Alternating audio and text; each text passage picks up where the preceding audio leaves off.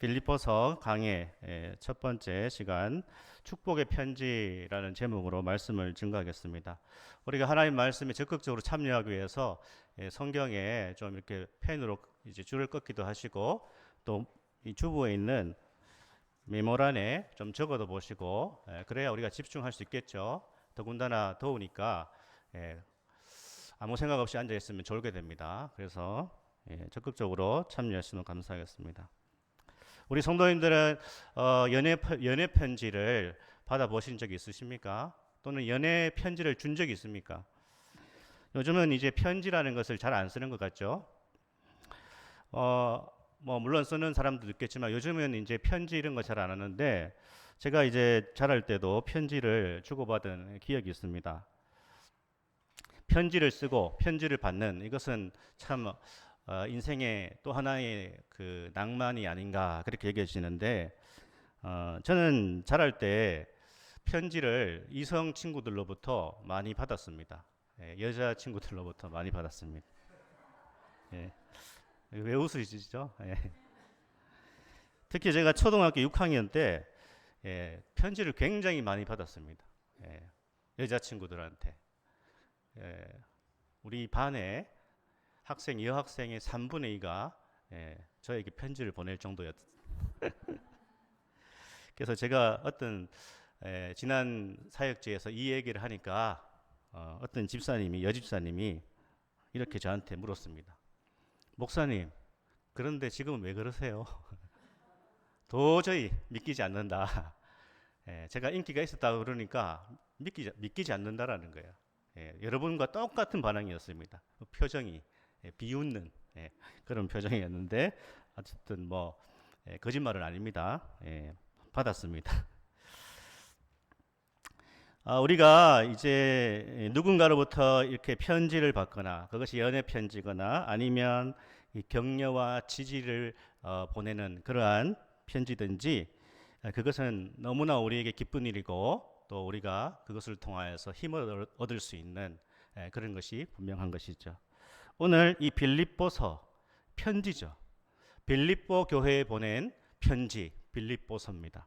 이것을 우리는 성경에서 보통 서신이라고 하는데 이 빌립보서는 사도 바울이 AD 기원 후죠. AD 60년 초반에 로마의 감옥에서 지도에 보시면 이제 로마죠.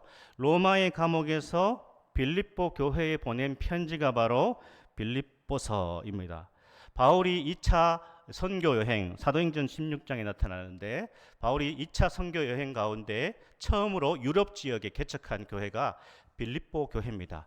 그 교회에 보낸 사랑의 편지다라고 볼 수 있는 것이 물론 바울이 보냈지만 하나님께서 바울을 통하여서 빌립보 교회에 보낸 사랑의 편지다, 러브 레터다 그렇게 볼 수 있겠죠. 바울은요 지금 이제 복음을 전하다가 감옥에 갇혀 있습니다. 로마의 감옥에 갇혀 있습니다. 우리가 새벽에 살펴본 것처럼 사도행전 28장에 보면 사도 바울은 로마의 감옥에 갇혀 있는데 거기에서 의미 있는 일을 하고 있죠. 그러니까 바울은 환경적으로 죄수가 되었고 감옥에 갇혀 있는 그러한 상황이지만 매우 의미 있는 일을 하고 있는데 바로 교회를 위해서 기도하고 있고 감옥 안에서요. 교회를 위해서 이 격려의 편지를 쓰고 있다. 그러니까 우리가 이것을 바라볼 때에 참 믿음이란 무엇인가? 참된 믿음이란 무엇인가? 진정한 신앙이란 무엇인가에 대해서 생각해 볼 수 있습니다. 우리는 대부분 환경이 나빠지면 침체에 빠지죠. 사람은 그런 존재입니다. 대부분의 사람들은 환경의 영향을 많이 받습니다. 날씨의 영향도 받잖아요. 날씨가 안 좋으니까 사람들이 침체하는 거죠. 활동이 줄어듭니다. 이처럼 우리는 환경의 영향을 많이 받습니다. 우리는 또 언제 기쁨을 느낍니까? 우리가 바라는 일이 이루어질 때, 우리가 하고 싶은 일을 할 때, 내가 하고 싶은 일을 해야 기쁘잖아요. 내가 하고 싶은 일을 못하면 벌써 짜증이 나지 않습니까? 아이들은 더 그렇습니다. 아이들이 하고 싶은 일이 많지 않습니까? 게임도 하고 싶고, TV도 보고 싶고, 놀러 다니고 싶은데, 부모가 그거를 억제하니까 짜증을 내는 것 아니겠습니까? 그것은 어른들도 마찬가지입니다. 자신이 하고 싶은 것을 못할 때에 사람들은 침체에 빠집니다. 바라는 일이 어그러졌을 때에, 계획했던 일이 실패했을 때, 사랑하는 사람을 잃었을 때 우리는 기뻐할 수 있다라는 상상도 못합니다. 우리는 환경의 영향을 너무나 많이 받는 존재입니다. 하지만 참된 성도는 오늘 사도 바울이 보여주는 것처럼 어떠한 형편에서도 기뻐할 수 있다. 이것이 빌립보서의 주제입니다. 상황을 뛰어넘는 기쁨, 모든 환경을 뛰어넘는 기쁨이 그리스도 예수 안에 있는 자에게 주어지는 은혜와 복이다. 이것을 보여주는 것이 빌립보서라는 것이죠. 왜냐하면 하나님께서 모든 어려움 속에도 함께 하시고 어려움을 이길 수 있는 힘을 주시고 능력을 주시고 믿음을 주시는 것을 우리가 믿기 때문에 그리스도인은 환경을 뛰어넘어서 기뻐할 수 있는 존재라는 것이죠. 이것은 오직 예수 안에 있는 자만이 누릴 수 있습니다. 예수 그리스도를 따르는 자만이 환경을 뛰어넘는 기쁨을 누릴 수 있다는 것이죠. 그러니까 우리의 신앙은 여기까지 나아가야 된다는 것입니다. 대부분의 사람은 환경 때문에 기뻐하고 환경이 좋아지면 기뻐하지만 환경이 나빠지면 침체하고 슬퍼하고 원망하고 낙심하지만, 그러나 사도 바울이 보여주고 모든 믿음의 선진들이 보여주는 것은 환경을 초월한 기쁨이 그리스도 예수 안에 있다라는 것을 우리에게 보여주고 있는 것이죠. 우리 기쁨의 이유는 지금도 살아계시고 우리와 함께 하시는 예수 그리스도십니다. 그래서 빌립보서의 주제는요, 기쁨 그리고 예수 그리스도입니다. 이 두 가지가 빌립보서의 핵심인데요. 우리 성도님들께서 주일마다 이 빌립보서를 제가 증거할 때에 최소한 10번 정도, 4장밖에 안 됩니다. 짧습니다. 그래서 10번 이상을 내가 정독을 해보겠다. 20번, 30번 그렇게 계속 정독을 하시면서 이 말씀에 참여하시면 하나님의 말씀이 풍성하게 우리에게 다가올 줄 믿습니다. 오늘 이 편지 인사말인데요. 1절, 2절이 축복으로 가득 차 있습니다.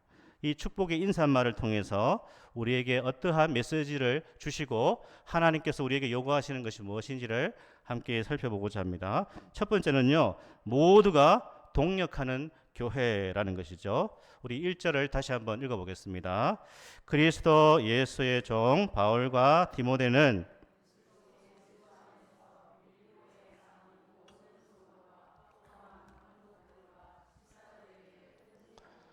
아멘. 특별히 바울과 디모데는 여기에 우리가 줄을 한번 그어보시기 바랍니다. 디모데는요, 바울과 함께 했던 선교에 동참했던 동력자입니다. 그리고 바울의 영적인 아들입니다. 디모데. 바울과 디모데는 이렇게 시작하고 있습니다. 바울과 디모데가 편지를 보낸다. 편지의 발신자라는 뜻입니다. 사실 이 편지는요, 빌립보서는 대부분 사도 바울이 썼습니다. 그런데 바울은 바울과 디모데가 이 편지를 쓴다 이렇게 말하고 있습니다. 바울은요, 디모데를 마치 공동의 책의 저자처럼, 공동 집필자처럼 그렇게 여기고 있다라는 것이죠. 그렇게 인정해주고 있다라는 것이죠. 그러니까 사도 바울은 디모데를 자신의 동력자로 그렇게 여기고 있다라는 것이죠. 바울이 어떤 사람입니까? 사도 바울은 초대교회 아마 베드로와 함께 가장 위대한 사도 가운데 한 사람으로 뽑혀도 손색이 없을 만한 사람이 바로 사도 바울입니다. 바울은 너무나 탁월한 영성의 소유자였고 하나님의 사람이었습니다. 하지만 바울은 모든 일을 자기 혼자 하려고 하지 않았다는 것이죠. 바울은 독불 장군이 아니었다는 뜻입니다. 바울은 위대한 사역자였지만 항상 자신의 부족을 인정했고요. 그리고 동력자가 필요하다라는 것을 인정한 사람이 바울입니다. 그래서 바울은 그리스도 예수의 종 바울과 디모데는 이렇게 편지를 보내고 있는 것이죠. 교회는 독불 장군이 있을 수 없습니다. 우리 모두는 서로 협력하여 주님의 몸된 교회를 세우는 동력자들입니다. 우리 중에는 물론 좀 더 탁월한 사람, 뛰어난 사람이 있을 수 있습니다. 하지만 우리는 그렇다고 해서 자기 혼자 일하거나 자기 마음대로 일해서는 안 됩니다. 우리를 교회로 부르셨을 때는 각자의 역할을 주님께서 주셨다는 것이죠. 그래서 모든 성도들이 함께 협력하고 동력하는 교회가 건강하게 세워질 수 있다는 것이죠. 몇몇 사람만 일하는 교회가 아니라요, 우리 모든 성도가 함께 자신의 은사를 통하여서 겸손하게 협력할 때에 우리 진리로 교회가 든든히 서간다는 것을 우리가 확신해야 된다는 것이죠.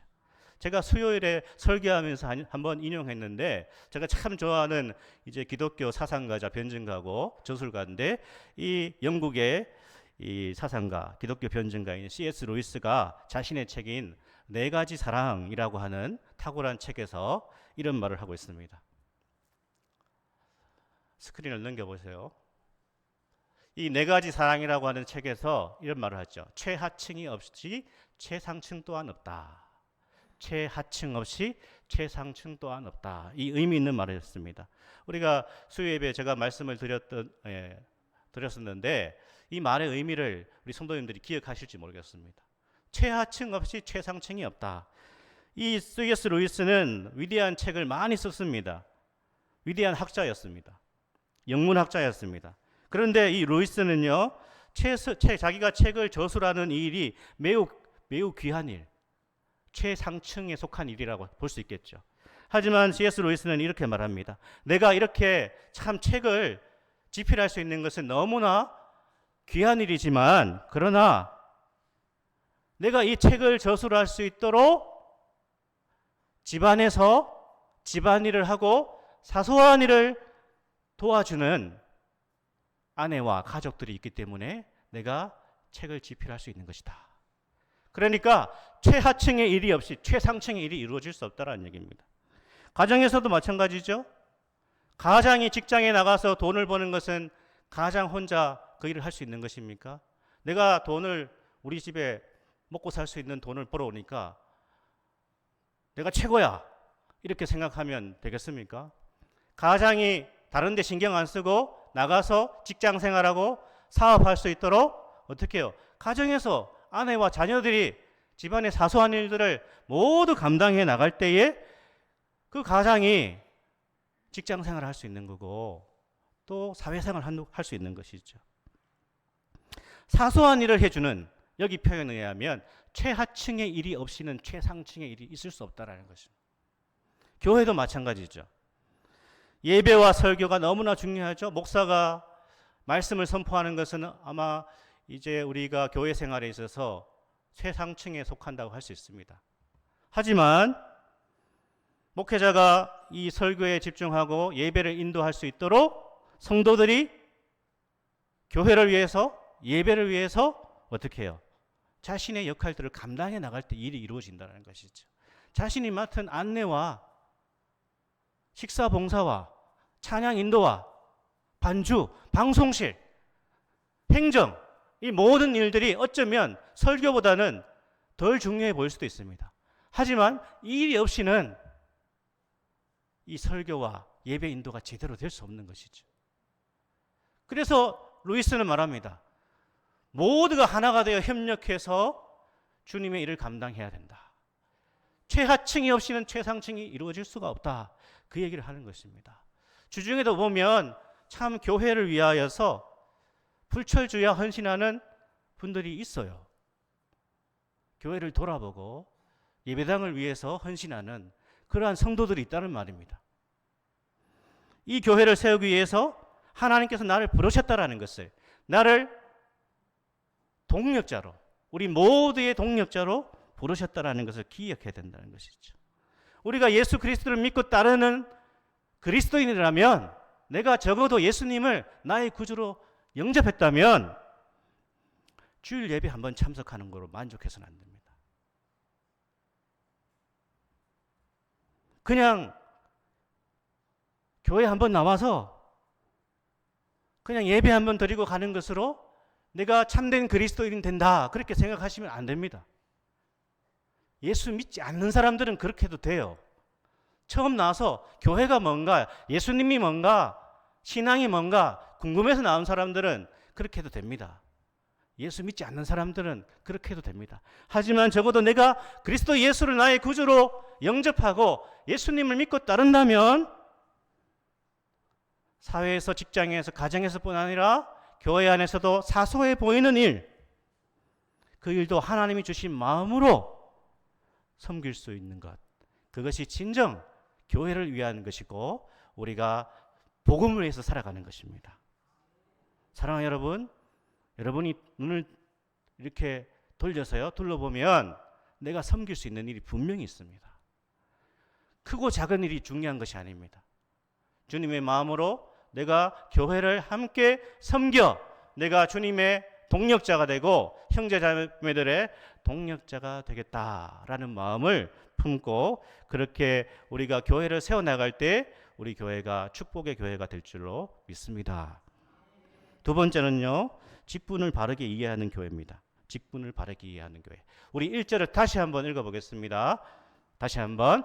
그리스도 예수의 종 바울과 디모데는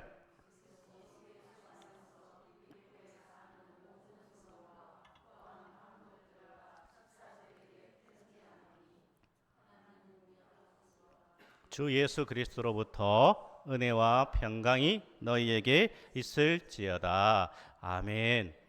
바울은요, 여기에서 그리스도 예수의 종이라고 얘기하고 있습니다. 종이라는 표현에 동그라미를 쳐보십시오. 사도 바울은요, 여러 서신을 썼습니다. 편지를 썼습니다. 그러나 사도 바울이 다른 서신에서는 종이라는 표현보다는 사도라는 표현을 많이 씁니다.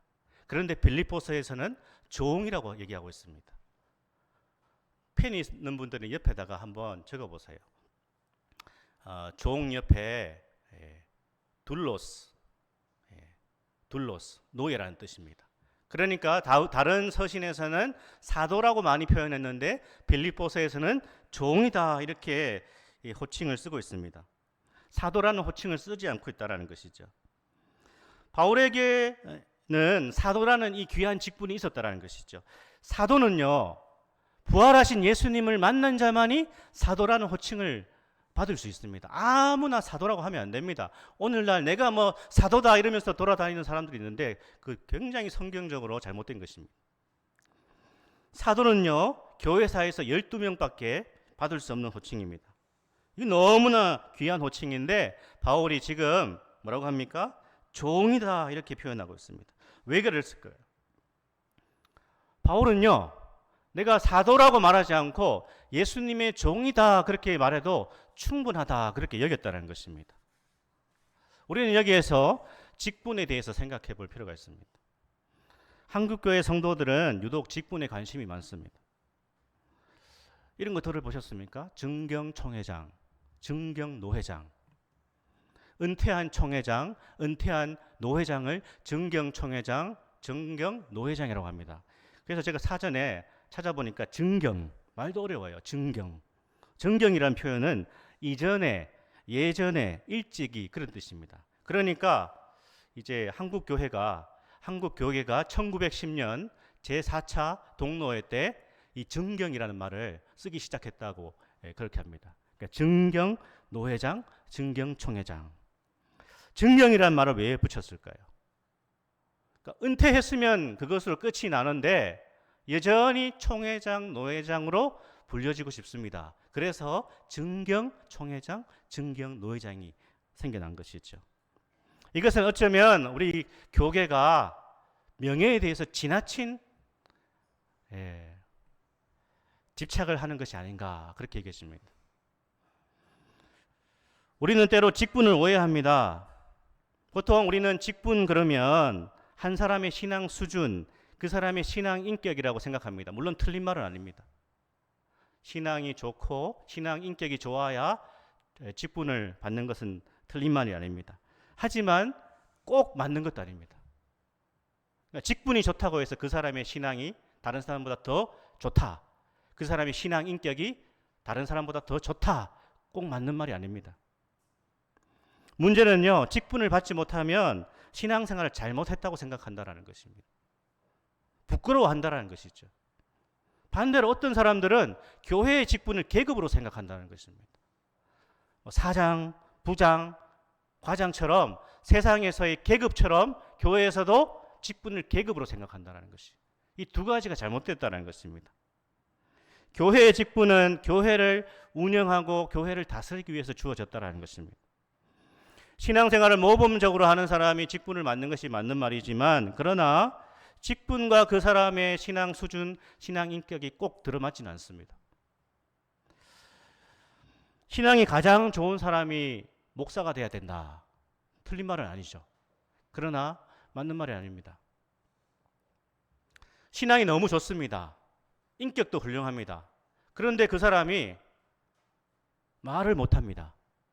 말을 더듬습니다. 신앙은 너무 좋고 너무 인격이 훌륭한데 공부하기 싫어합니다. 신학 공부하기 싫어합니다. 신학 공부해도 도저히 이해가 안 됩니다. 말씀을 못 가르칩니다. 그럼 그 사람은 목사를 하면 안 됩니다. 그 사람이 믿음이 없거나 신앙 인격이 좋지 않아서 목회자가 못 되는 것이 아니라 그 사람에게 목회의 은사가 없고 가르침의 은사가 없다는 뜻입니다. 그러니까 직분이 그 사람의 믿음과 인격과 직결되는 것은 아니라는 뜻입니다. 우리의 직분은 1차적으로 교회를 섬기기 위한 은사라는 것이죠. 제가 수요일도 얘기했지만 위로의 은사가 없는 사람은 위로하는 일을 하면 안 됩니다. 위로의 은사가 없는 사람이 자꾸 말하면 어떻게 됩니까? 상처를 주는 거죠. 왜 그렇습니까? 공감 능력이 없기 때문에. 공감 능력이 떨어지는 사람은 위로하는 일을 하시면 안 돼요. 그러면 계속 상처 줍니다. 가르치는 것을 잘하는데 자신이 위로의 은사가 있다 생각하고 자꾸 얘기하다 보면 듣는 사람이 상처받는 것입니다. 공감 능력 없는 사람을 요즘에 뭐라고 하죠? 젊은 사람들이? 당신? 모릅니까? 한번 옆 사람한테 해보십시오. 당신 T야. 뭐 처음 들어보셨습니까? 그러니까 공감 능력이 부족한 사람을 요즘에 당신 T야. 이렇게 말합니다. 우리 성도님들은 참 TV도 안 보시고 오직 말씀과 기도에만 전무하시는지 제가 뭐 예화를 들 수가 없습니다. 직분에서 가장 중요한 것은 은사라는 것이죠. 직분을 받지 못했다면 예수님이 종이 아닌가요? 나는 목사도 아니고 나는 장로도 아니고 나는 집사, 안수 집사도 아니고 나는 권사도 아니니까 나는 예수님의 종이 아닙니까? 바울은 지금 사도라는 직분을 넣지 않고 어떻게 해요? 예수님의 종으로 만족하고 있다는 것입니다. 예수 그리스도의 종 바울과 디모데는 이렇게 말하고 있다는 것입니다. 직분이 있다고 중직이 있다고 내가 다른 성도보다 더 잘난 건가요? 아니죠. 우리는 모두 예수 그리스도의 종일 뿐입니다. 나에게 주어진 은사를 발견하고 그 은사로 예수님이 종이 되어서 일평생 주님을 섬기면 그것이 나에게 축복이 되는 것입니다. 그것이 교회의 복이 되는 것입니다. 그 직분을 받은 사람은 직분에 합당하게 자기의 은사를 잘 주님의 교회를 위해서 드리면 되고, 내가 설사 직분을 받지 못했다 하더라도 오늘 바울이 말하는 것처럼 가장 영광스러운 예수의 종이다. 나는 예수님의 종이다. 라고 하는 분명한 정체성을 가지고 주님을 섬겨나갈 때 주님께서 큰 은혜와 복을 주실 줄 믿습니다. 아멘. 세 번째는요, 모두가 성도라는 호칭으로 기뻐하는 교회입니다. 우리 1절을 2절까지 다시 한번 또 읽겠습니다. 그리스도 예수의 종 바울과 디모데는